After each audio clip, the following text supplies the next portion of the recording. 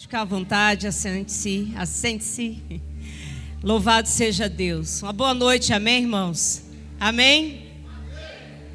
Nós estávamos aqui domingo, mas parece que já faz um tempão que não nos vemos. Quem aqui acompanhou a convenção global pelo YouTube? Deixa eu ver assim, faz assim. Foi poderoso demais, sim, irmãos? Irmãos, se você não teve a oportunidade, por favor, acesse o YouTube, o canal do YouTube da ICB Brasil. Então você vai procurar ICB Brasil e estão todos os vídeos desta convenção. Palavras poderosas liberadas sobre a igreja, Casa da Bênção, no Brasil e no mundo. E tem um detalhe, hein? Ano que vem, se você crer, você vai dar um grito aí. Ano que vem, a ICB Marabá vai levar uma caravana, em nome de Jesus. Amém? Queridos, é fenomenal. Nossas crianças de 3 a 11 anos, aqui ao lado, as professoras já foram para lá. Leve, por favor, seu filho. Ali, irmãos, nós temos uma palavra de ensino para as crianças, atividades, brincadeiras e um lanche. Amém? Pastor, eu posso ir? Não.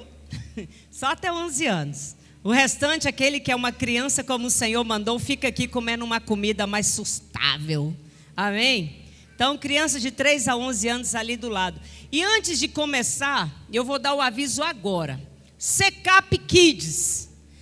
16, 17 e 18 de agosto, nós teremos uma capacitação nessa igreja para todos os vocacionados para o ministério infantil e aqueles que já trabalham com o ministério Kids, o rebanho mais precioso. Então, nós estamos trazendo um casal de pastores de Garanhuns, no Pernambuco. Acertei? Garanhuns, no Pernambuco, pastor Renato, pastora Silmara.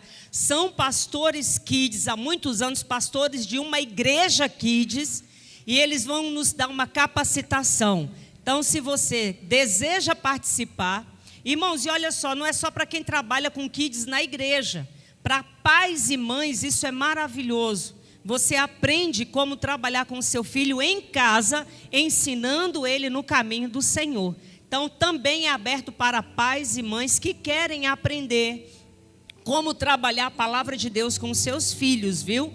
Pode convidar pessoas de outros ministérios, de outras igrejas, irmãos católicos, espíritas, qualquer um pode vir, porque aqui a gente lança a rede em toda e qualquer oportunidade. Amém? Então você vai entrar em contato com a pastora Ivanilde. Fique em pé aí, por favor, pastora. Aquela que fez a inscrição dos casais, né?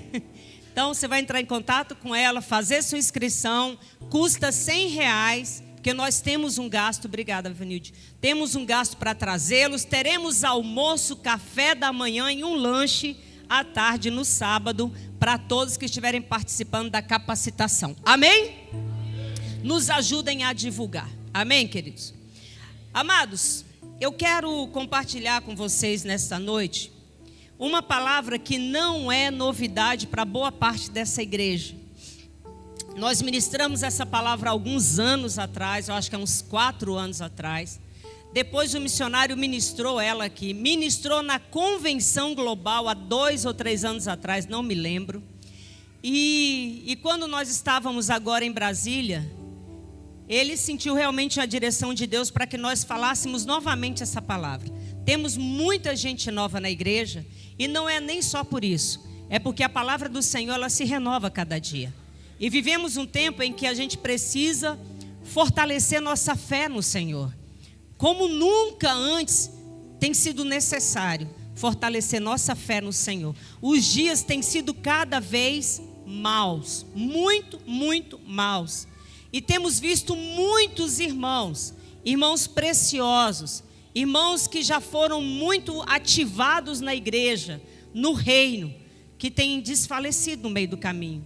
Muitos irmãos que têm abandonado o chamado, abandonado o ministério, por conta de situações da vida. Então, nessa noite, a intenção do nosso coração é para que a sua fé seja renovada e você possa permanecer de pé até a vinda do Filho do Homem. Amém? Então nós queremos compartilhar com vocês uma mensagem, o tema bem simples. Diga assim comigo: não há nada a fazer a não ser seguir em frente. Fale comigo, olhando para mim mesmo, não é para o irmão não, para mim mesmo. Fala bem alto: não há nada a fazer, pastora, a não ser seguir em frente. Carta aos Hebreus, capítulo de número 11. Bonita, né? Papai do céu que fez. Vamos lá. A partir do versículo 8, lembrando que toda a minha leitura será na versão Nova Bíblia Viva. Amém? Diz assim: pela fé, Abraão, quando Deus lhe disse que deixasse a sua pátria e fosse para uma outra terra que ele prometera dar-lhe como herança, obedeceu. Ele foi sem ao menos saber para onde estava indo. Verso 9. Pela fé, leia comigo, 1, 2, 3. Mesmo depois que chegou à terra prometida por Deus, ele morou. Escute, ele foi, ele obedeceu e chegou no lugar onde Deus havia prometido. Mas chegando lá, ele não encontrou uma casa própria, ele não encontrou uma mansão, ele não encontrou uma fazenda, um spa. Ele passou um tempo morando em tendas como um estranho. Como fizeram também Isaque e Jacó, a quem Deus fez a mesma promessa. Verso 10. Vamos lá, bem forte. 1, 2, 3. Abraão fez isso.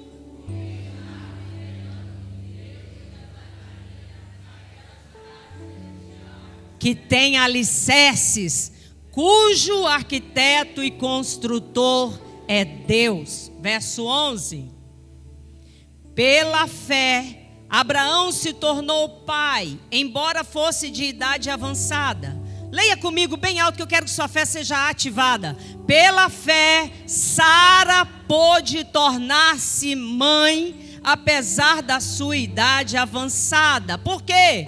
Pois ela compreendeu que Deus, que lhe fez a promessa, sem nenhuma dúvida faria o que disse. Verso 12, bem forte, irmãos. E assim, uma nação inteira veio de Abraão, que era velho demais para ter filhos.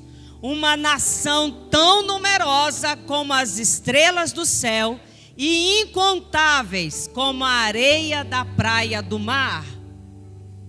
Todos estes viveram pela fé. Verso 14. E muito logicamente, quando eles falavam assim, estavam com os olhos.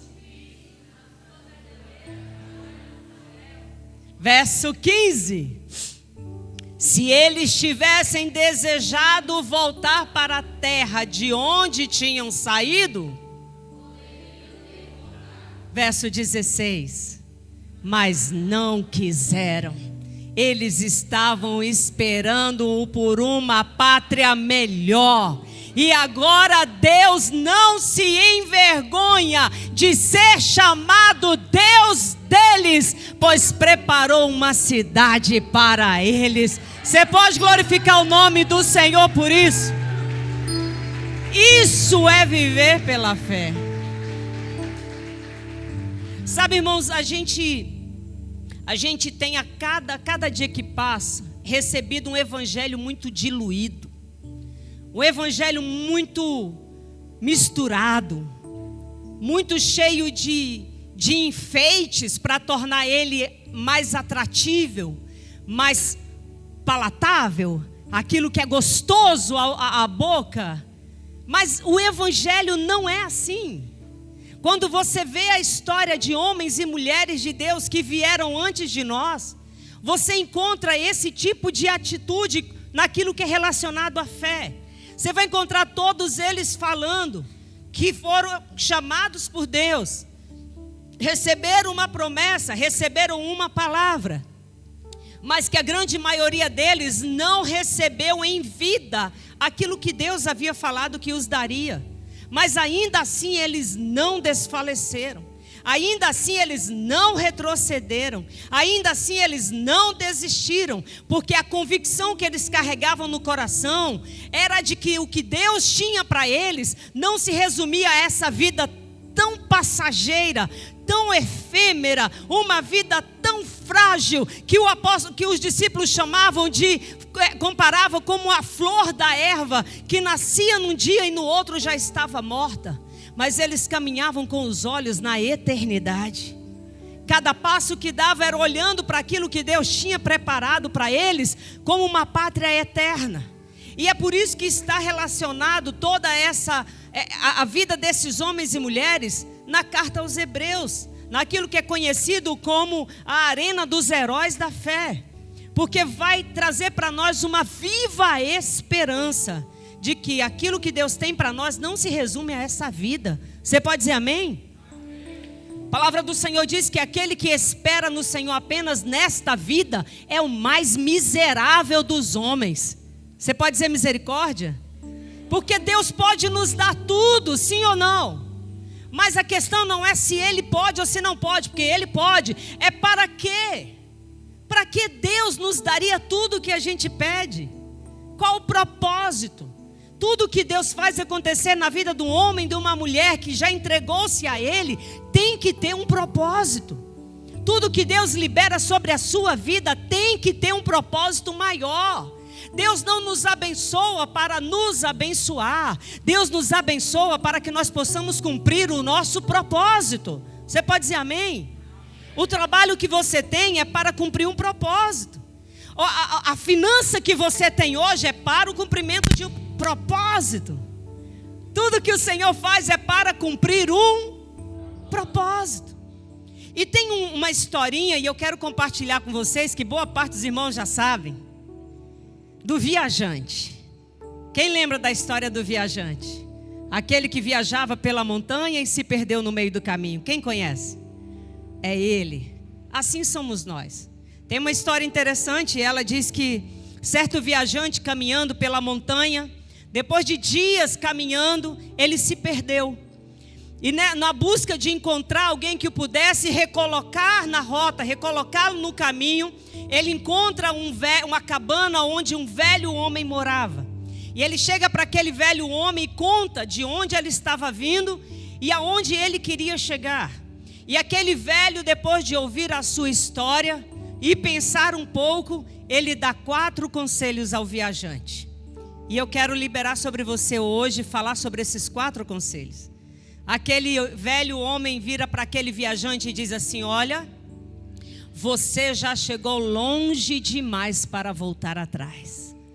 Diga para quem está do seu lado: você já chegou longe demais para voltar. Primeiro conselho. Segundo conselho: não pegue atalhos, porque as estradas vicinais são perigosas. Olha para ele e fala: nada de atalhos, porque você pode morrer numa dessas.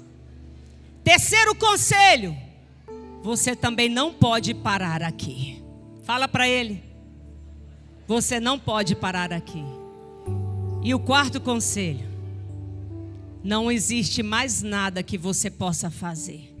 Não há mais nada que você possa fazer a não ser seguir adiante. Fala para ele: não tem mais nada a fazer a não ser seguir em frente. Irmãos, esses conselhos, eles trazem para nós uma verdade espiritual muito grande.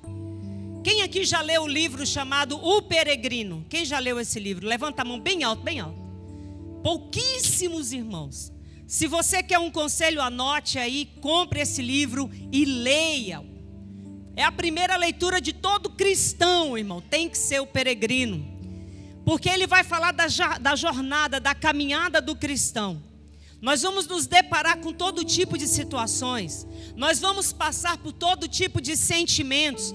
Porque uma vez que você entregou sua vida a Jesus, você não deixou de ser gente. Você continua sendo gente. Você continua tendo problemas internos. Você continua tendo dificuldades consigo e com os outros. Você continua sendo gente. sentindo raiva, sentindo tristeza, sentindo ódio, amargura, e lutando contra esses sentimentos, porque eles não pertencem a nós. Amém? Porque uma vez que eu entreguei minha vida a Jesus, o Espírito de Deus passou a habitar na minha vida, e eu preciso trocar esses sentimentos por aquilo que vem de Deus. Eu preciso receber agora uma injeção de animosidade para perdoar, para amar quem não me ama, para falar com quem não olha para mim, para abençoar quem me amaldiçoa. Então a vida do cristão é isso, é uma vida de peregrino nessa terra. Então esses conselhos, eles cabem muito bem para nós, eles nos vestem muito bem. E eu quero falar com vocês sobre o primeiro conselho que aquele velho deu ao viajante. Diga assim: estamos longe demais para voltar. Esse ano, no mês de janeiro, dia 23 de janeiro de 2024, fez 30 anos que eu entreguei minha vida a Cristo. E agora nessa convenção eu tive o prazer de reencontrar o meu pai na fé. Que aquele que eu aceitei Jesus, que me batizou na filial da Casa da Bênção, lá no Gama, em Brasília. Ele durante um tempo esteve pastoreando outro ministério. E o ano passado ele voltou para a Casa da Bênção. E ele está pastoreando uma igreja nossa em Brasília. E lá na convenção ele veio falar comigo e eu chorei. Porque é o meu pai na fé e me trouxe lembranças muito boas de 30 anos atrás. Ele foi quem roeu o osso mais duro, porque a irmã Lucimere não era fácil. Ele é quem dizia: irmã, para de bater a cara na parede, porque era, sabe? Ele falava: não faça, o que eu fazia? Fazia. E ele: irmã, eu já te avisei. Ele que me disciplinava, foi aquele que me ensinou os primeiros passos na fé. Então a gente olha para trás e tem saudades de coisas boas que vivemos, sim ou não? Temos saudades da nossa infância, alguns. Tem saudade da adolescência, quase nenhum. Mas temos saudades de coisas que vivemos. Saudade de quando a família se reunia para o almoço de domingo. Saudade de quando os pais estavam ainda vivos, como é o meu caso, meus pais, os dois descansam no Senhor. Então nós temos saudades que são legítimas, mas nós podemos ter saudade. O que não podemos é viver uma vida de nostalgia. Nós não podemos voltar atrás. E o que é nostalgia? Nostalgia, de acordo com o dicionário, é um anseio anormal. É um anseio excessivamente sentimental para retornar a um período passado ou a uma condição irrecuperável. Então nós podemos sentir saudade. O que não podemos é viver uma vida nostálgica, querendo viver aquilo que já vivemos, os bons velhos tempos. Às vezes a gente não fala isso. Tempos bons eram aqueles. Quem é aí da década de 80 e 90, como a minha adolescência foi na década de 90, que tempos bons eram aqueles. Mais alguém aí? Cadê os adolescentes da década de 90, 80? Irmão, vocês não sabem o que era bom. O missionário fica assim, ó. Tempos bons, sim ou não? Tempos bons, mas que não voltam mais. Quem viveu, viveu. Eu não posso agora viver no presente olhando para o passado, porque nós já estamos longe demais para querer viver o que já vivemos. Uma das coisas mais tristes que existe na vida do ser humano é ele viver fora do seu tempo. Você que é adolescente hoje, viva a sua adolescência em Cristo, porque quando você chegar à sua maturidade, à sua juventude, não queira ser adolescente. A gente encontra muito adolescente de 30 anos, diga misericórdia. É uma desgraça, irmãos. Porque você tem que viver o seu tempo.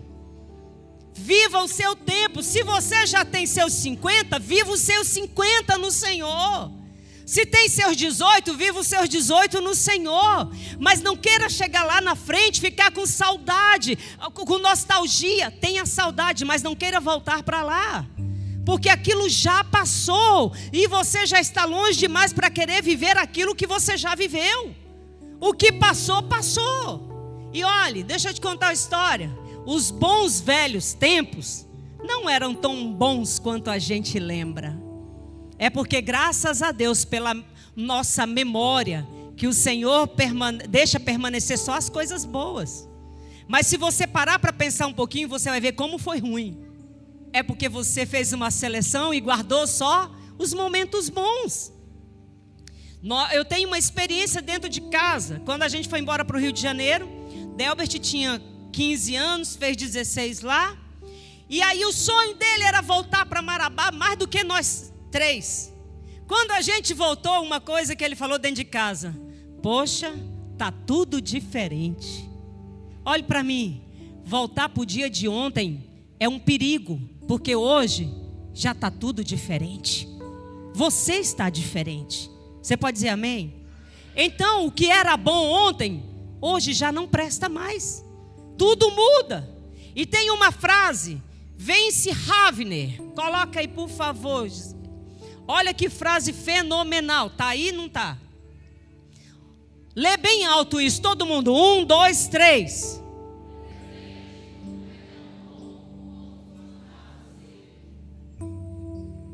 O presente de ontem não é tão bom quanto costumava ser.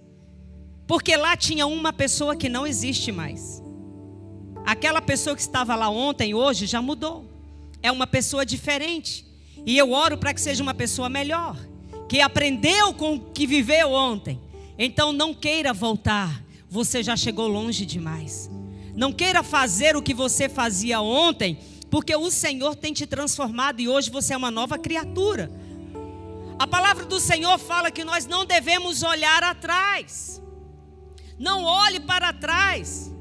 Quando o povo de Deus saía do Egito, quando saíram do Egito, Números, capítulo de número 11, a palavra do Senhor diz que o maior problema do povo de Deus, que saiu do Egito, era ficar olhando para trás.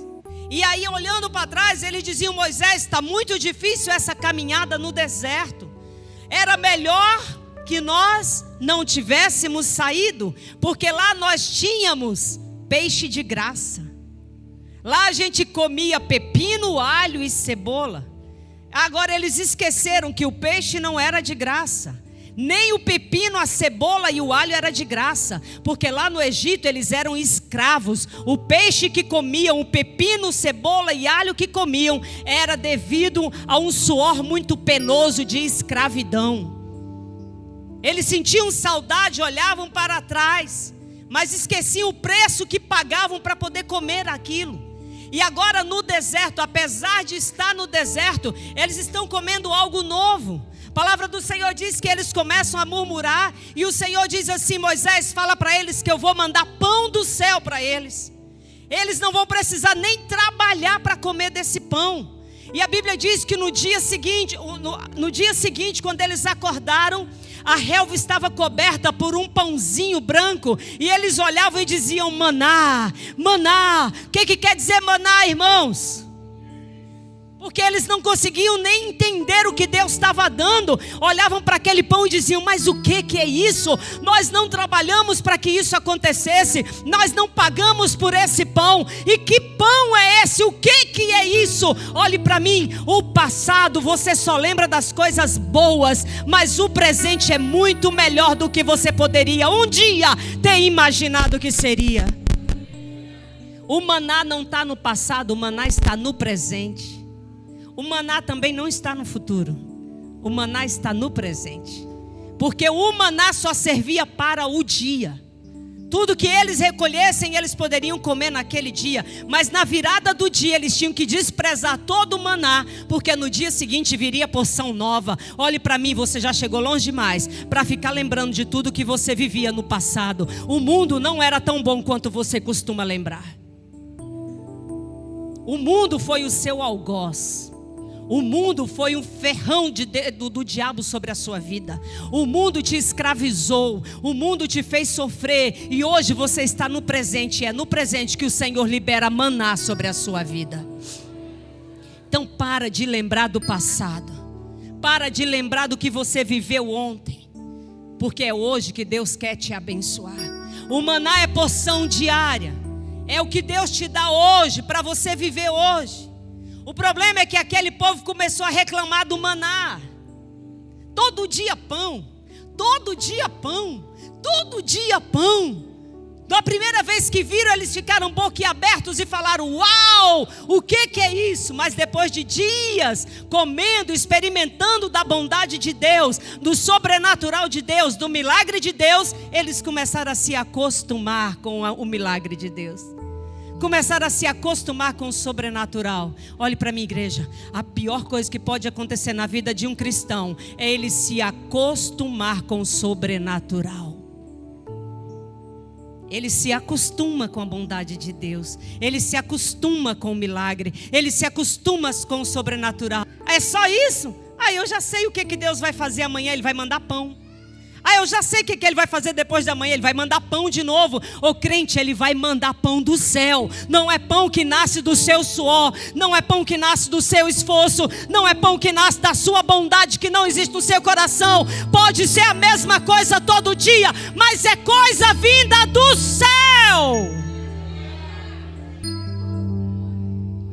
Muitos desistem e voltam porque se acostumam com o sobrenatural. Diga misericórdia. Fala: Senhor, não me permita me acostumar com o sobrenatural. Uma vez que você veio para Cristo, agora você vive numa outra atmosfera. Você recebe de Deus todo dia uma porção sobrenatural. Seja de cuidado, seja de cercado de cuidados, de provisão, de transformação, mas é sobrenatural. Não se acostume com o maná que Deus manda todo dia. O povo de Israel se acostumou com o maná e começaram a murmurar. Começaram a reclamar do maná e dizendo: Moisés, todo dia é esse pão, todo dia é esse pão, todo dia é esse pão. Nós já estamos cansados de comer maná. Imagina os ouvidos de Deus e o coração de Deus dizendo: povo ingrato, todo dia eu mando uma porção nova, uma porção fresca, todo dia eu mando um milagre novo, todo dia eles têm o que comer que vem direto do céu, e ainda assim eles reclamam. Moisés se angustia, vai reclamar com Deus, vai falar: Deus, esse povo está murmurando demais. Moisés diz: Senhor, por acaso fui eu que gerei esse povo? Aí Deus manda Moisés reunir os 70 líderes e libera sobre eles do espírito que tinha sobre Moisés, sobre eles. E aí Deus fala: Moisés, fala para esse povo se preparar, porque amanhã não vai mais vir pão para eles, amanhã não tem mais maná para eles, é carne que eles querem, eu vou dar carne para eles. Você pode dizer glória a Deus? Eu amo a forma de Deus trabalhar. Tem maná todo dia, mas se você começar a reclamar, Deus vai mandar carne. Amém, pastora? Mas olha o que a Bíblia diz. Números 11, verso 19. Eu acho isso tremendo, irmão. Deus parece aquele pai, aquela mãe que fala: vou te dar uma lição. Aleluia. Vocês não comerão carne apenas, nem. Senhor, quanto de carne nós vamos comer? Um mês inteiro, até que saia pelo nariz. Pode dizer glória a Deus? Irmão, sem prepotência, eu me pareço com Deus. É? Então eu vou te dar carne. Quer carne? Vou te dar carne. E vocês sentirão até nojo dela. E isso ocorrerá porque rejeitaram o Senhor que está no meio de vocês e se queixaram diante dele dizendo, verso 21, mas Moisés disse: Senhor, não que eu esteja duvidando do Senhor, mas são 600.000 homens, isso fora mulheres e crianças. E o Senhor diz, lê bem alto, darei. Verso 22, se matássemos todos os nossos rebanhos de ovelhas e gado, ainda faltaria carne. será que todos os peixes do mar poderiam alimentar essa gente? Então o Senhor disse a Moisés: Moisés, será que o poder do Senhor é limitado? Agora você verá se a minha palavra se cumpre ou não. Olhe para mim, não se acostume com o sobrenatural, porque até para dar uma lição Deus opera o milagre. É carne que você quer? Eu vou te dar. Eu vou te dar tanta carne. Eu vou te dar tanta carne que vai sair pelo teu nariz. Uma vez, eu fui uma menina que gostava muito de doce. Tinha lombriga, irmão, para sair pelo nariz. Aí um dia o meu pai me acordou 5 da manhã.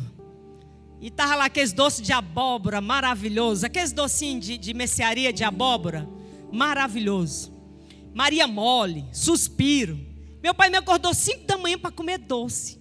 Falei, gente, você que é pai. E aí ele come. Eu comecei, oxi, ô besteira. Comecei a comer. E aí quando deu, pai, eu não aguento mais. Ele, come. Pai, não cabe mais. Come. Pai, não cabe mais. Come. Quando eu já estava engurhando, ele me deu um copo de mastruz com leite. Eu não sabia que era remédio. Olhe para mim.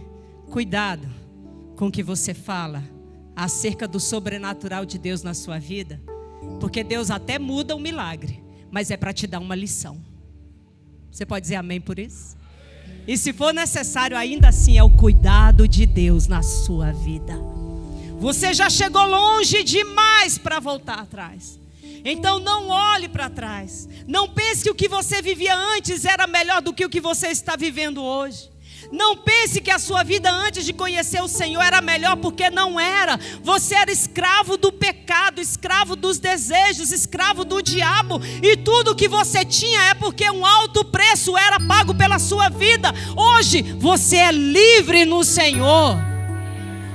Você é livre e Jesus já repreendeu tudo aquilo que você tinha para usar de desculpa. Então não pare hoje, não volte atrás, é daqui para frente. Coloque a mão assim na sua testa e diga: Senhor, se há alguma lembrança na minha memória acerca do passado, eu mando embora agora. Em nome de Jesus, toda nostalgia, toda saudade do mundo, eu mando embora da minha vida, em nome de Jesus. Você pode glorificar o nome do Senhor. Você já chegou longe demais. Não olhe para trás. Lucas capítulo 9, verso 62, o Senhor diz que todo aquele que põe a mão no arado e olha para trás, não está apto para entrar no reino de Deus. Não olhe para trás. Há uma cidade celestial preparada para nós e ela nos aguarda. Assim como Abraão, pela fé, nós olhamos para o futuro. Assim como Isaac e Jacó, pela fé, nós olhamos para o futuro. Então o que nós devemos fazer? João capítulo 6, versículo de número 65, é aquele texto que eu li na hora que estávamos terminando o louvor. Depois observou o Senhor: isso é o que eu queria fazer quando afirmei que ninguém pode vir a mim se o Pai não atrair a pessoa a mim. Qual é a referência que nós vamos ler agora? João 666. Esse é o número de quem? Olha o que o homem é capaz de fazer: voltar atrás e abandonar Jesus. Mas aí no versículo de número 67, Jesus volta para aqueles que são escolhidos. Lembre que muitos são chamados e poucos são escolhidos. E ele diz: vocês também não querem ir embora? E aí eles respondem: Senhor, para onde iremos nós, se só o Senhor tem palavras de vida eterna? Nós já estamos longe demais para voltar. Antigamente a gente dizia assim, tem até uma canção muito antiga que fala do soldado ferido. Há muitos feridos, choram de angústia e de dor. Quem sabe? Clamam por e por paz. Quem lembra o resto? Necessidade atende hoje, não deixa o soldado ferido morrer. Aí como é o canto? Verta o bálsamo. Me ajuda, Tiago. Vai. Com seu manto de amor. Vai, quem sabe? O pão partiremos, sim. As feridas.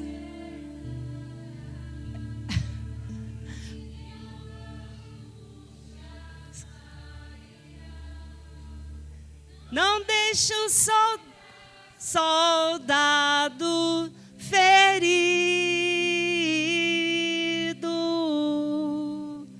morrer. Nós estamos numa guerra, batalhas são travadas, e é natural que o soldado se fira por vez ou outra, mas o Senhor não deixa um soldado ferido morrer. Não queira viver essa vida sem dores. Não queira viver essa vida sem dificuldades. Não queira viver essa vida como se você estivesse num parque de diversões espirituais. Você está vivendo uma vida de verdade. Mas nós estamos debaixo da proteção do Altíssimo. E Ele não deixa um soldado seu morrer. Você pode dizer amém? Por pior que esteja a sua vida hoje, você já chegou longe demais para voltar. É pior voltar do que continuar caminhando. Quando você olha para frente, você vê uma viva esperança, e ela está lá na frente. O Senhor Jesus nos aguarda com a recompensa para os fiéis. Você pode dizer glória a Deus? O segundo conselho que aquele velho dá para o viajante é: as estradas vicinais são perigosas. Pastor, o que são estradas vicinais? São os desvios, são os atalhos. Todo desvio, todo atalho, ele é mais perigoso que a estrada principal. Quem já passou por uma estrada vicinal? Quem não sabe o que é uma estrada vicinal? Levanta a mão. É um atalho. É um atalho. É aquilo que sai da rota principal. É toda a estrada que corta caminho. Quem já passou por uma estrada vicinal? Quem já cortou caminho aí? Deixa eu ver. Com a mão levantada, somente aqueles que passaram ali com medo. Dos 100, 99. Porque toda estrada vicinal é perigosa. Ela não tem a segurança da estrada principal.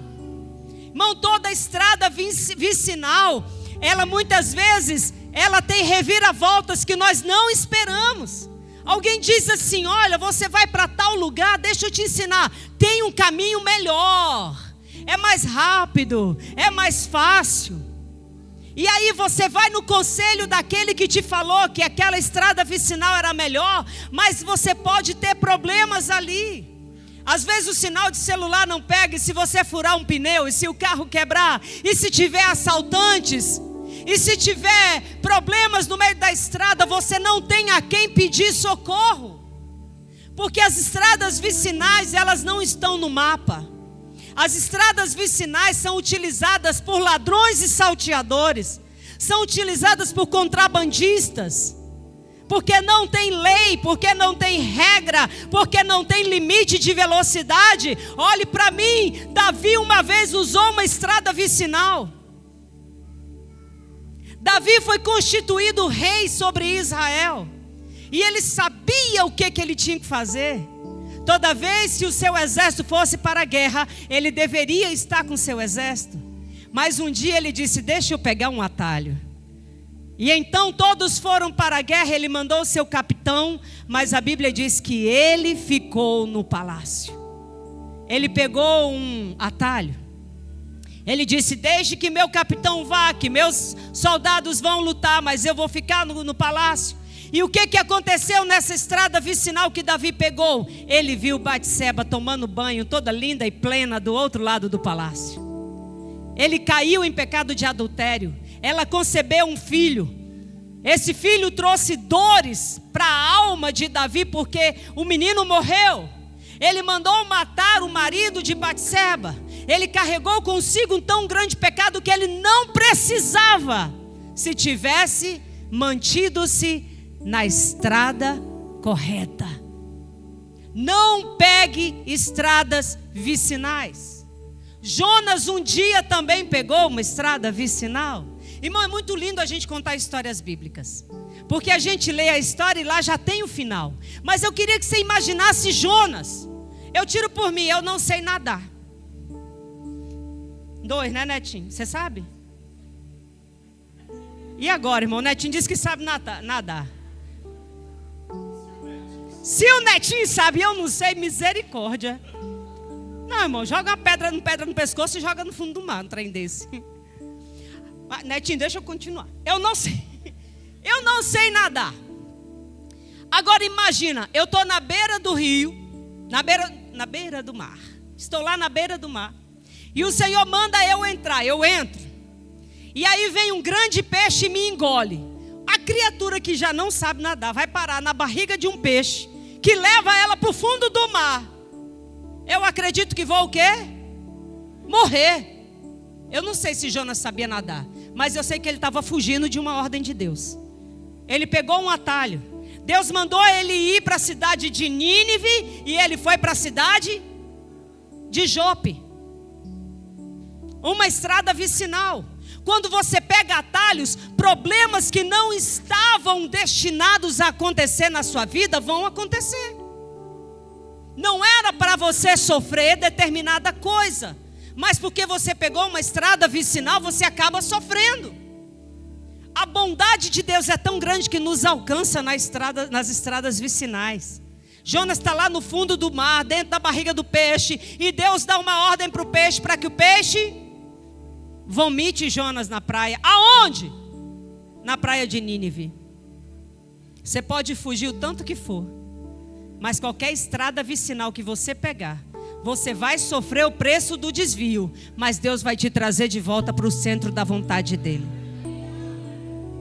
Só que você tem a escolha de chegar ao centro da vontade de Deus com menos problemas, com menos dores, com menos dificuldade. Não pegue desvios. Não se desvie do que Deus quer que você faça. Queridos, quando Deus nos chama, Deus nos capacita. Quando Deus nos escolhe, Deus escolhe, chama e capacita e depois envia. Deus nunca vai enviar você para fazer algo sem antes te capacitar. Se você chegar num determinado lugar, numa determinada situação, onde você sente de Deus que precisa fazer algo, faça, porque Deus já te capacitou para isso. Não fuja, porque mais cedo ou mais tarde Deus vai te trazer de volta para o centro da vontade dele. E aí você vai vir com muitos arranhões, você vai vir com dores desnecessárias, você vai vir com testemunhos que não precisava, porque Deus te chamou para fazer algo para Ele. Deus te chamou para que você cumpra um propósito na vida dele. Olhe para mim, por favor. Você foi chamado por Deus. Deus te salvou. Não é só por causa do amor dele. João 3,16 diz que Deus amou o mundo inteiro. Morreu por todos para salvar alguns. E Ele te ama, pronto. Mas Ele também colocou sobre você uma responsabilidade. Deus, Ele te salvou, mas Ele te salvou para algo. Diz assim: pastora, para que Deus me salvou? Não, pergunta para mim, pergunta. Só esses que querem saber, os outros já têm as respostas da vida? Bora lá. Não, eu queria que você tivesse indignado, dizer: para que Deus me salvou mesmo, hein? Pergunta. Para você levar o evangelho ao perdido. Você que já foi achado, pelo evangelho, tem a obrigação de levar o evangelho ao perdido. Isso se chama propósito. Eu não sei para que eu nasci. Eu não sei o que eu vim fazer no mundo. É porque você ainda não quis entender que o seu propósito é levar o evangelho ao perdido. Um dia os discípulos estão com o Senhor, e aí o Senhor está pregando as bem-aventuranças. Milhares de pessoas começam a reclamar que estão com fome. Aí o Senhor olha os discípulos dizendo: Senhor, despede o povo, manda o povo ir embora para que eles possam comer. E o Senhor diz assim: mandar o povo embora? Deem vocês a eles a comida que eles precisam. Olhe para mim, a comida que o mundo precisa, você já tem. Deem de comer ao perdido. Dê a palavra que salva, a palavra que cura, a palavra que restaura, a palavra que te resgatou. Aquilo que de graça nós recebemos, de graça nós temos que dar. Você pode dizer glória a Deus por isso? A igreja não foi chamada para ser um ajuntamento social. A igreja não foi constituída para ser uma voz social no meio desse mundo caído. A igreja não é uma instituição apenas para recuperar o perdido. A igreja é a voz de Deus na terra. A igreja é Deus falando ao mundo. A igreja é Deus chamando o mundo ao arrependimento. E como que Deus vai falar? Através da minha boca e da sua. Isso é propósito. Eu achei lindo. Quem assistiu a palavra do Bispo Palarone na sexta-feira à noite? Irmão, procure lá no YouTube. Irmão, ele quebrou, ele esmiuçou, ele fez picadinho da gente. Picadinho. Agora presta atenção. Deus me chamou porque eu sou a flor mais linda do jardim de Deus. Não, você não é. Eu não sou. Deus nos chamou porque Ele quis contar conosco. Mas se eu não vou, quem está perdendo sou eu, não é Deus. O reino não é prejudicado quando eu não vou, porque se eu não for, Ele levanta outro. O problema é que tem gente que acha que se ele não for, ninguém mais vai. Presta atenção, quem ganha o privilégio de ser chamado sou eu e você. É um privilégio abrir a boca e Deus falar. E não precisa de um show de pirotecnia para ser chamado. Pastor, eu ainda não fui porque eu não vi anjos. Eu ainda não fui porque eu não vi uma fumaça. Eu ainda não fui porque em sonhos Deus ainda não falou comigo. Irmão, para de infantilidade. É crente infantil que espera um show de pirotecnia espiritual para Deus poder falar. Crente maduro, ele compreende que a palavra de Deus é mais do que suficiente. E a palavra de Deus diz: ide por todo mundo, pregai o evangelho a toda criatura. Quem crê e for batizado será salvo, quem não crê será condenado. Deus, o que é que eu tenho que fazer? Apenas abrir a boca e Deus vai falar através de você. Mas eu nem sou líder de célula, pastora. Eu nem sou discipulador. Quando eu for pastor, não protele a bondade de Deus revelada através da sua vida. Você é salvo e isso basta. Você é salvo. Sabe o teu amigo que está querendo se matar? Sabe o teu amigo que está com depressão? Sabe a tua amiga que está falando em divórcio? Sabe a tua amiga que está com a alma dilacerada? Ela está assim porque você ainda não abriu a sua boca para falar de Jesus para ela. Abre a boca e fala: Jesus te ama, Ele quer restaurar a sua vida, Ele vai mudar a sua vida, Ele vai transformar a sua história. Só abra a boca e Ele é quem faz a obra, não somos nós. Bispo Palarone disse assim: quer ver alguém curado? Impõe as mãos sobre os enfermos. Ore pelo doente. O papel de curar não é meu, não é seu, é de Deus. Pastor, e se Deus não fizer? É porque Ele não quis fazer. Ele não quis. Eu não vou ficar envergonhada, porque o meu papel é cumprir a ordem do Senhor. Olhe para quem está do seu lado e diga assim: missionário. Fala para ele, fala: missionário. Há uma palavra de vida dentro de você. Abra a boca e libere. Você crê nisso? Tem muita gente com patente eclesiástica que não faz mais nada para Deus. Você é a voz de Deus hoje, lá no lugar onde você está. Isso é propósito, é chamado. Sabe por que muita gente tem andado perdido? Porque não entendeu qual é o objetivo da sua vida. Sabe qual é o objetivo da nossa vida? Ser luz em meio à escuridão, apontando para o caminho que é Cristo. Esse é o objetivo da nossa vida. Apenas brilhar para que o Senhor Jesus possa ser revelado. Não use atalhos, não use desvios, não use estradas vicinais. O custo é muito grande, o custo é muito alto. Tem alguém vindo atrás de você, pisando nas pegadas que você já pisou. Tome muito cuidado. Sabe, criança, eu não sei assim, os meninos quando são pequenos, que a gente vai andar, dançar, eles pisam nos nossos pés e a gente fica, não é isso? Dançando com a criança, com eles pisado aqui. Tem gente que está olhando aonde você está pisando, para pisar no mesmo lugar que você já pisou antes. Não procure atalhos, porque o custo é muito alto. Diga assim comigo: não podemos parar aqui. Fala aí, eu não posso parar. Eu preciso continuar. Uma vez eu contei, foi até numa convenção estadual, a história da corrida do revezamento 4x100. Quem lembra disso? E o missionário lembrou disso. Irmãos, a igreja do Senhor, ela é como uma corrida de revezamento. E nessa corrida de revezamento acontece mais ou menos assim. A corrida de revezamento 4x100, ela é composta por 4 pessoas que deverão correr 100 metros.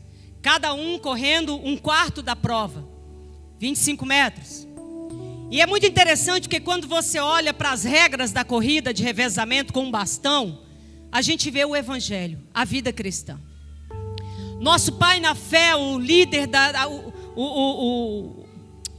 o líder da Casa da Bênção, o apóstolo Doriel de Oliveira, já descansa no Senhor. Hoje nós temos o apóstolo Jair de Oliveira, que é o líder da Casa da Bênção. Nós temos o corpo eclesiástico do nosso órgão supremo, que são os bispos, e temos os superintendentes da nossa igreja, que são chamadas de diretoria estendida, da qual o missionário ele faz parte. Abaixo do missionário ele vem os pastores, e de todos os superintendentes vem os pastores. Abaixo dos pastores vem o corpo de obreiros, aonde líderes, discipuladores, evangelistas e presbíteros estão encaixados ali, e vem a igreja. Aí a gente pensa assim: como que eu posso dar continuidade àquilo que o meu líder começou a fazer? Numa corrida de revezamento, aonde aqueles 4 corredores precisarão correr um quarto da prova carregando um bastão, a regra é a seguinte: o primeiro corredor, ele fica posicionado com um bastão na mão direita, e quando é dada a largada, ele começa a correr até se encontrar com o segundo corredor. E quando ele encontra com o segundo corredor, ele vai correndo e ele estica a mão com um bastão, e aquele que está lá na frente já começa a correr dentro de uma zona de transferência do bastão. É um espaço curto de corrida, onde o segundo corredor já começa a correr quando o primeiro vai chegando perto, e ele começa a correr com a mão esquerda virada para trás e olhando para trás, mas correndo. E quando o primeiro corredor o alcança, o bastão que vinha na mão direita dele é passada para a mão esquerda do segundo corredor, e ele vai correr até encontrar com o terceiro corredor, que está com a mão direita virada para trás, e ele já começa a correr para receber o bastão até chegar no quarto corredor, que também vai receber o bastão com a mão esquerda. E o que isso representa para nós? O bastão é o evangelho. Nós somos esses corredores. Cada um de nós, no nosso tempo, correremos um tempo carregando esse evangelho e passando para o próximo corredor, permita que o outro corra também, permita que o outro faça parte dessa corrida também, porque quanto mais nós espalharmos esse evangelho, mais longe esse evangelho vai, mais vidas serão salvas e a nossa fé será consolidada. Nós precisamos estar em movimento. Nós precisamos estar em movimento. Não podemos ficar parados. Queridos, nós estamos numa corrida de revezamento. Não trabalhamos sozinhos para o reino. Pastor não trabalha sozinho. Discipulador não pode fazer nada sozinho. Líder não pode fazer nada sozinho. Membro não pode fazer nada sozinho. O Senhor nos colocou numa relação de interdependência, onde obrigatoriamente um vai depender do outro. Você pode dizer amém por isso? E sabe o que é interessante? É que ainda há milhões de pessoas que nunca ouviram o evangelho. E se ouviram, ainda não foram convencidos. E nós precisamos convencê-los. 2 Pedro 3:9. Olha que texto fenomenal. Pedro diz assim: sabe Jesus? Sabe o Cristo que morreu na cruz e ressuscitou ao terceiro dia? Ele não está sendo vagaroso com a sua volta prometida. Embora por vezes pareça assim, mas Ele está esperando, diga comigo, com paciência. Esperando o quê? Porque não quer que ninguém pereça. E está dando mais tempo para os pecadores se arrepender. Você quer que Jesus volte logo? Então pregue o evangelho. Você tem pressa com a volta de Jesus? Pregue o evangelho. Fale do amor de Deus, porque quanto mais rápido esse evangelho for pregado, mais rápido o Senhor voltará. Nós não podemos parar de contribuir para o avanço do evangelho. Você pode dizer glória a Deus por isso? Irmãos, foi dito também na convenção, e a gente sempre fala isso aqui. Vocês já pararam para pensar se o apóstolo Paulo tivesse internet? Irmão, a gente não tinha nem nascido, porque Jesus já tinha voltado. Ele tinha evangelizado o mundo inteiro da sua época, Igor. Se ele tivesse aviões, se ele tivesse carro, Paulo tinha evangelizado o mundo inteiro da sua época. E nós? Nós temos todas essas facilidades. Então use o que Deus tem te dado para acelerar a volta do Senhor Jesus. A vida cristã é feita de avanços. Não podemos parar por aqui. Não está bom o que você já fez. Não é o suficiente. Não tem o já chega. Não tem o basta. Enquanto houver fôlego, ainda há trabalho a ser realizado. Nós temos um bispo, Bispo Wilson Ribeiro, 83, amor. Quantos anos tem o Bispo Wilson? 82 anos. Vocês sabem para quem ele ministrou nessa convenção? Vem cá, Hugo. Diga, para quem que o Bispo Wilson ministrou na convenção? Para os jovens.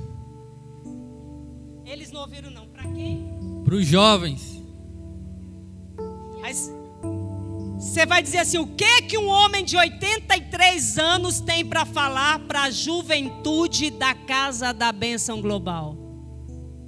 Ele pega o pacote que estava lá e põe no bolso. Porque enquanto houver fôlego, ainda há muito o que fazer. Você pode dizer glória a Deus por isso? E detalhe, ele paga a flexão, tá? Na frente de todo mundo. Só para deixar a gente mortinho. Porque enquanto você está... pastor, eu estou vivendo uma luta. É no meio da luta que o Senhor vai manifestar a sua glória na sua vida. Pastora, mas eu estou doente. Como que eu vou orar pelo enfermo? Enquanto nós cuidamos dos outros, Deus cuida de nós. Pastor, eu estou passando dificuldade financeira. Como que eu vou falar de prosperidade? Você libera a palavra de prosperidade sobre os outros e Deus libera sobre você. É sobre isso. Você tem que dar aquilo que recebe do Senhor. Enquanto você cuida dos outros, Deus cuida de você. Até que os outros possam cuidar de outros também. Então leve essa palavra enquanto você tiver fôlego. Amém? Enquanto você puder falar, gesticular, falando nisso. vou fazer uma campanha. Coloca aquela das Olimpíadas. Quem assistiu à abertura das Olimpíadas? Não assista. Eu vi, para quem não assista, uma afronta ao Evangelho, uma afronta ao cristianismo. E a Raíssa é skatista, maranhense. Cadê os maranhenses aí? A delegação brasileira lá do Rio de Janeiro que teve que tirar o coisa do Cristo Redentor de surf. A delegação de surf do Rio de Janeiro teve que tirar o símbolo do Cristo Redentor das suas pranchas, porque segundo eles era uma alusão ao cristianismo. Essas Olimpíadas, elas estão descaradamente perseguindo o cristianismo. Foi uma aberração satânica. Eu não assisti, mas vi algumas coisas, uns flashes. Se você é um cristão de verdade, irmãos, quem está falando é alguém que ama assistir às Olimpíadas. Nunca perdi uma, eu gosto de assistir, mas eu não vou assistir. A Raíssa, skatista, ela ganhou em terceiro lugar, e ela fez em libras: Jesus é o caminho, a verdade e a vida. Podem tentar tirar o que for, mas Deus sempre vai te dar uma estratégia para falar do amor dele.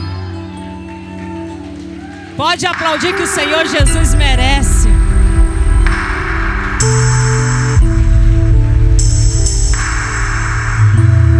É sobre isso. Vocês não podem falar de Jesus. Não pode. Fizeram uma profanação terrível com a ceia do Senhor. Uma profanação horrorosa, ridícula. Uma propagação do sexualismo, do homossexualismo, da pedofilia, de tudo que não presta. Tiraram Jesus totalmente daquele ambiente. Mas aquele que é de Cristo, ele encontra um jeito de falar que Jesus é o Senhor. Entende isso, irmãos? Enquanto tiver fôlego, o Senhor vai te dar estratégia para falar do amor dele. E por fim, não há mais nada a fazer, a não ser, diga, não há mais nada a fazer, a não ser seguir em frente. Filipenses capítulo número 3, verso 14, Paulo diz assim: esforço-me, precisa de esforço. Esforço-me para chegar aonde? Ao fim da corrida e receber o prêmio para o qual Deus está nos chamando ao céu em Cristo Jesus. Há um prêmio para nós no fim da corrida. Eu estou prosseguindo para o alvo. Eu estou prosseguindo para o prêmio da vocação celestial em Cristo Jesus. Então não posso parar, eu preciso seguir em frente. Irmão, tem gente que fala assim: pastor, a senhora não sabe o que eu estou passando. Irmão, mas a Bíblia diz que nós passaríamos luta. O Senhor diz: no mundo tereis. O Senhor não estava brincando. No mundo tereis aflições, mas o mas de Deus é tremendo. Tem de bom ânimo, porque eu venci o mundo. Nossa vitória é em Cristo. Cristo venceu, então nós somos já mais do que vencedores. Isso não quer dizer que a gente não vai passar por luta. Sabe, irmãos, para quem não sabe, tem uma frase que eu amo e eu gosto de repetir isso quando tem gente nova na igreja. O Senhor não te chamou para ser anjo. Você é gente, não é pecado ser gente. Você é gente, eu sou gente, tudo bem. Nós enfrentaremos nossas batalhas internas, mas nós não vamos retroceder, porque o Senhor diz que Ele não tem prazer naquele que retrocede. E eu quero dar prazer para o meu Senhor. Eu quero dar prazer para o meu Deus Criador. Então, por mais difícil que esteja, você pode parar um pouco, você pode tomar fôlego, você pode respirar, toma um copinho de água, recupera as energias e continua caminhando. Não pensa que fica mais fácil com o passar do tempo. É a velha história da filosofia instagramiana. Não fica mais fácil, é a gente que fica mais forte. Isso é verdade. Você vai sendo equipado, treinado.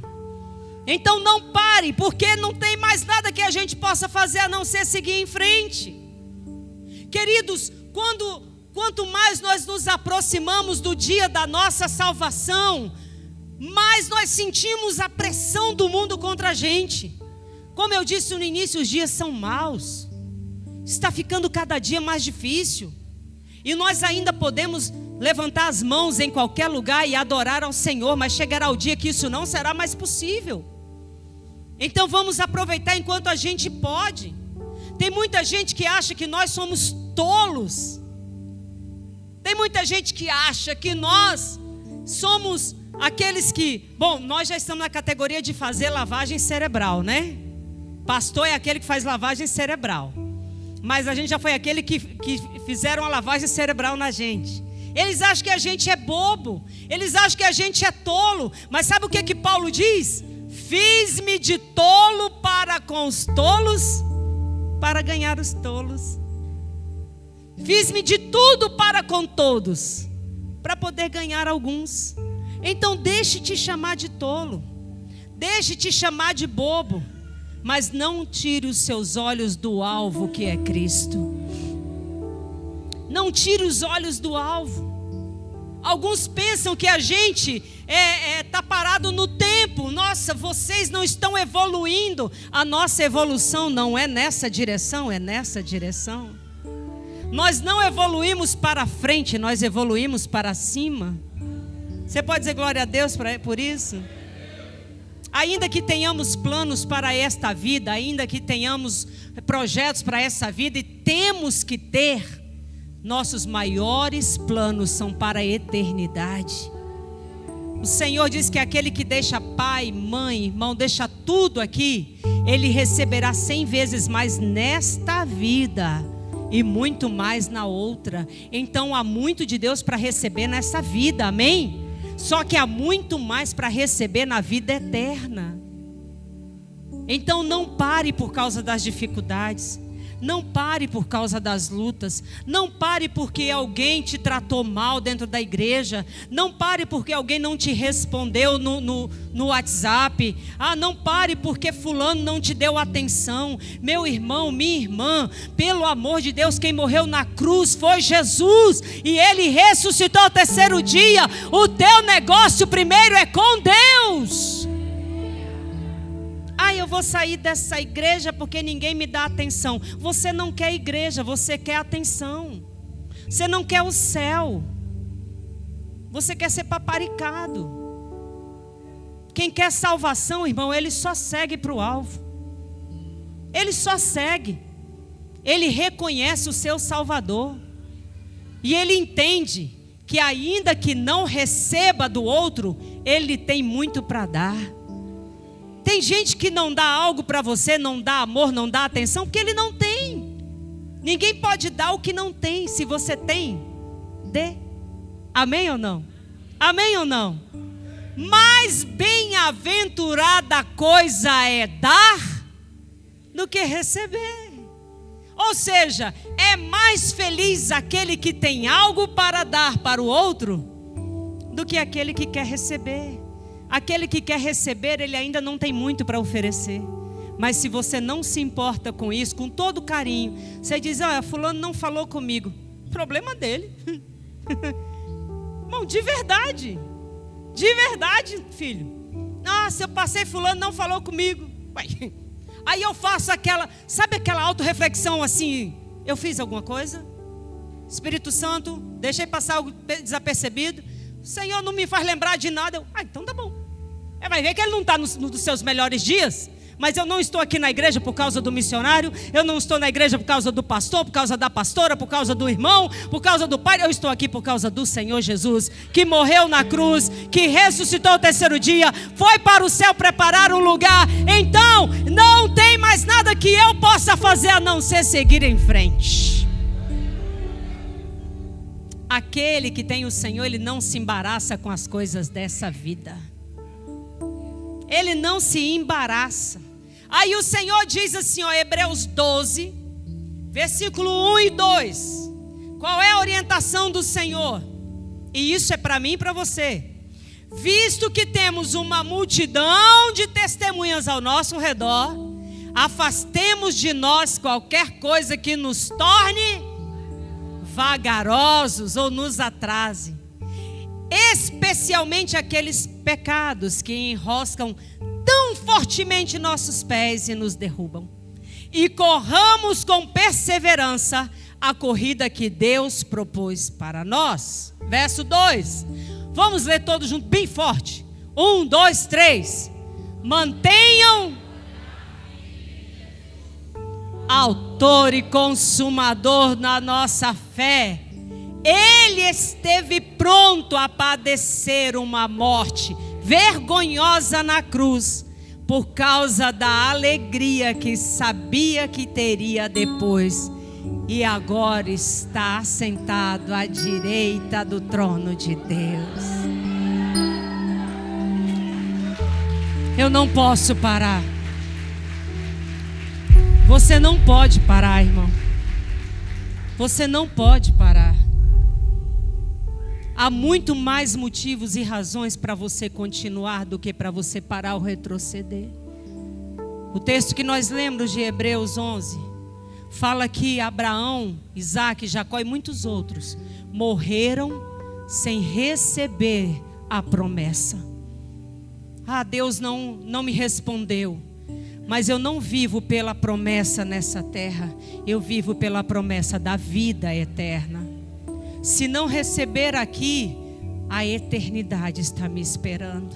Eu preciso olhar para o alto. Eu preciso permanecer firme. João 8,31. Olha o que Jesus fala. João 8,31, ele diz assim: e Jesus falou aos judeus que creram nele. O que Jesus falou? Vocês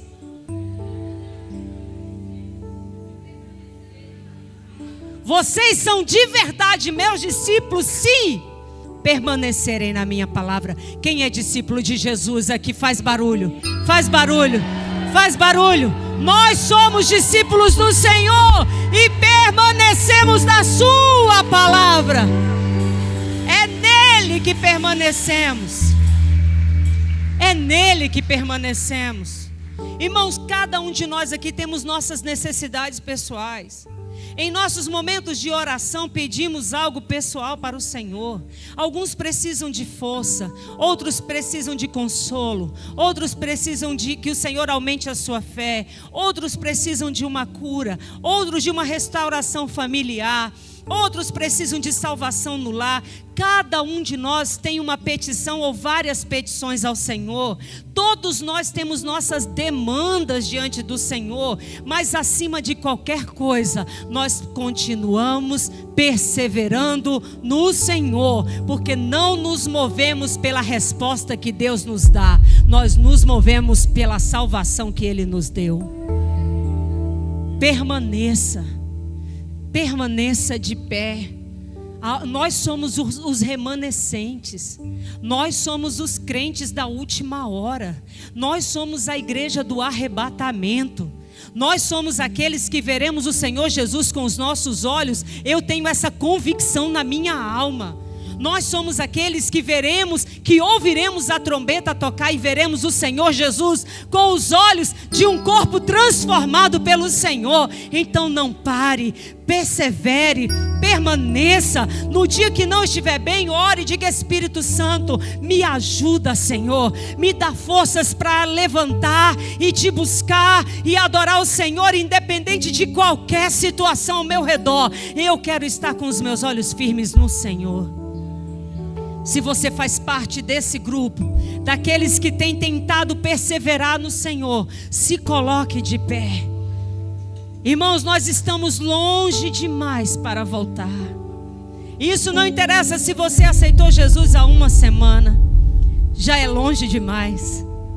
Não interessa se você aceitou Jesus há um mês, é longe demais. Se você está nessa caminhada há vários anos, é longe demais. Não dá mais para voltar. Não pegue atalhos, o caminho é sempre esse, é Jesus, é o Evangelho, é a palavra. Não pare aonde você está. Não fique aonde você está, porque o Senhor ainda tem muita coisa para fazer na sua vida e através da sua vida. Você já chegou longe demais, não há nada mais a fazer, a não ser seguir em frente. Feche os seus olhos.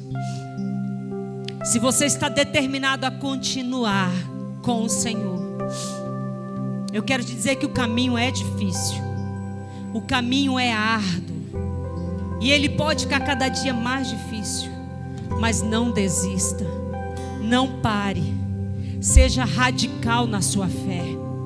Eu falo isso para algumas pessoas: não abra concessões. Ainda que você pense um pouco diferente, coloque na sua mente, acima das suas ideologias, a palavra de Deus. Não abra concessões. Seja radical, porque assim o diabo não encontrará brechas para minar a sua fé, para enfraquecer a sua fé. Tenha coragem de continuar andando com o Senhor, sabendo que a nossa força vem do Senhor, a nossa força vem dEle. Só você pode determinar hoje continuar avançando na direção do alvo. Feche os seus olhos. Eu quero orar por você, mas nessa noite eu quero fazer algo diferente. E aqui eu não vou chamar quem está fraco na fé, eu não vou chamar quem está fraco na caminhada. Eu quero chamar aqui pessoas que estão decididas a continuar vivendo para o Senhor, independente de qualquer circunstância. Se você é esse que precisa dessa determinação na sua vida, saia do seu lugar. Eu quero orar com você. Ninguém vai botar a mão na sua cabeça, ninguém vai impor as mãos sobre você. Você é filho e você vai vir aqui na frente se apresentar para o Pai e vai dizer: Pai, eu reconheço a salvação que me alcançou. Me ajuda a continuar determinado nessa fé.